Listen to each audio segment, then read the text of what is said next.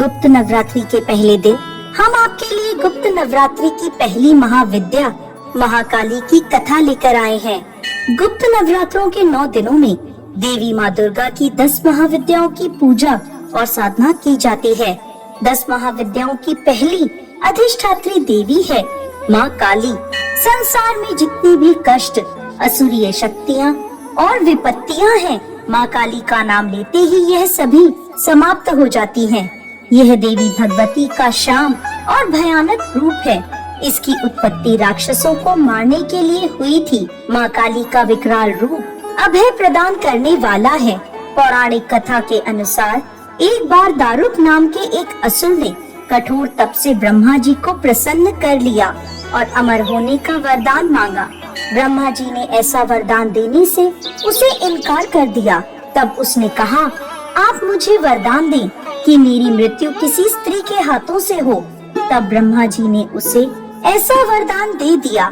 यह वरदान प्राप्त करके दारुक बहुत प्रसन्न हुआ और उसे घमंड हो गया कि जब मुझे कोई पुरुष नहीं मार सकता तो कोई स्त्री कैसे मारेगी। अब उसने देवताओं और ब्राह्मणों को परेशान करना शुरू कर दिया और स्वर्ग लोक पर कब्जा कर लिया। जिसके बाद सभी देवगण ब्रह्मा जी के पास गए। ब्रह्मा जी ने देवताओं से कहा, इस दुष्ट का संहार एक स्त्री ही कर सकती है। इसके बाद सभी देवता भोलेनाथ के पास गए और उन्हें सारी व्यथा सुना दी। देवताओं की परेशानी सुनकर भोलेनाथ ने माता पार्वती की ओर देखा और माता पार्वती मुस्कुराने लगी। देवी ने अपना एक अंश भगवान शिव में प्रवाहित कर दिया। जिसके बाद भोलेनाथ ने अपना तीसरा नेत्र खोल दिया। उनके तीसरे नेत्र से विकराल रूप वाली माँ काली उत्पन्न हुई। माँ काली के मस्तक पर तीसरा नेत्र और चंद्र रेखा थी। उनके भयानक और विशाल रूप को देखकर देवतागण भी भागने लगे। जिसके बाद माँ काली ने दारुक के साथ युद्ध किया और सभी असुरों का संहार कर दिया। इसके बाद भी माँ काली का क्रोध शांत नहीं हुआ। उनके क्रोध से सारा संसार जलने लगा। तब सभी देवता भोलेनाथ के पास गए और माँ काली को शांत करने की प्रार्थना करने लगे।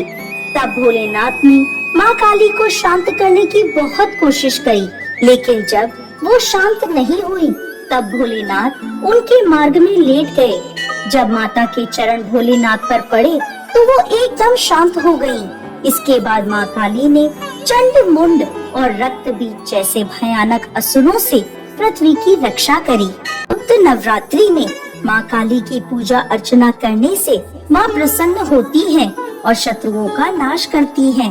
साथ ही अकाल मृत्यु का भय भी दूर होता है। जय माँ काली।